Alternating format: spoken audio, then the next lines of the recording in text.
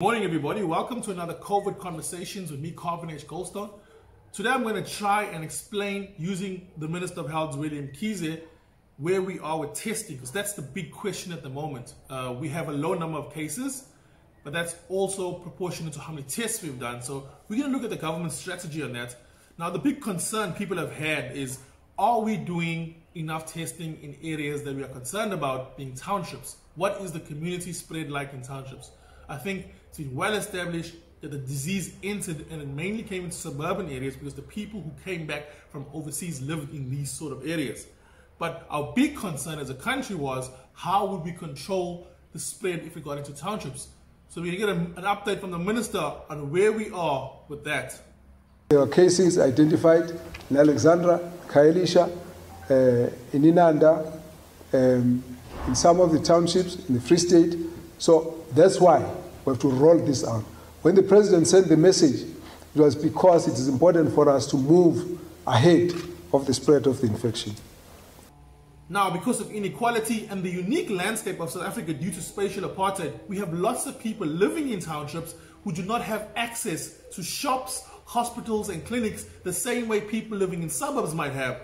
And this presents another challenge where a lockdown might further hinder people from getting assistance. The lockdown may have the inadvertent effect of limiting access to health facilities for those who depend on the public services in poor and densely populated areas and other underserved communities because of transport. But do these challenges mean that the lockdown will be released in certain areas to allow people to move? The release of a lockdown may have a huge rebound effect on releasing every constraint that made the infection slow down. And we may have a runaway train with no way of applying brakes. That's the vigilance which we must put into the whole situation. Now that we know there's more than 1, 2, 3 townships that have COVID-19 tests being conducted and positive results coming back, the Department of Health and the South African government knows they cannot waste any more time. We did lose a lot of time in our first week. After getting our first case, our reaction time has been very slow. And what we did is, our strategy was to allow people who suspected they may have COVID-19 to come in and to go into private healthcare facilities, their surgeons or hospitals, to get tested. And the government has realized they need to change their strategy. It's a strategy that many governments around the world initially started with, and they've all changed to this approach. We need to test hundreds of thousands of the population to get a better picture, to refine our containment strategy.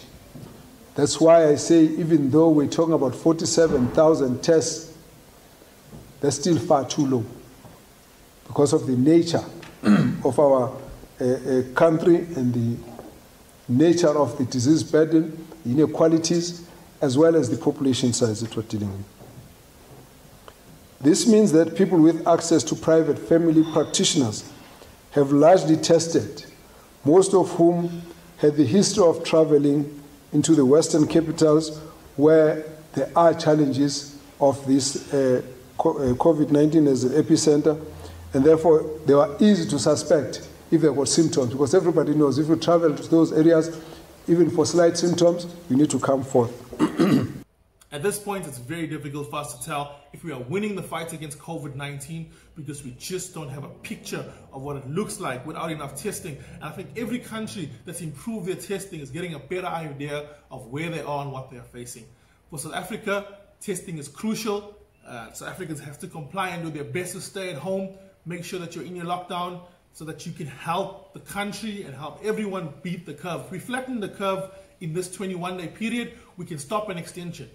If we don't, we might be forced into an extension. And that's exactly what's happening in America. America's moved from an advisory 21-day lockdown, so it's not a national rule, it's an advisory to different states, but each state's kind of in charge of what they want to do.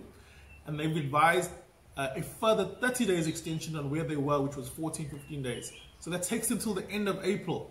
That's had a massive impact on the economy. The British are talking about at least 6 months before society returns back to normal. Now, when I say normal, I mean where people are interacting and they're trading and people are going to restaurants. When will South Africa get back to normality?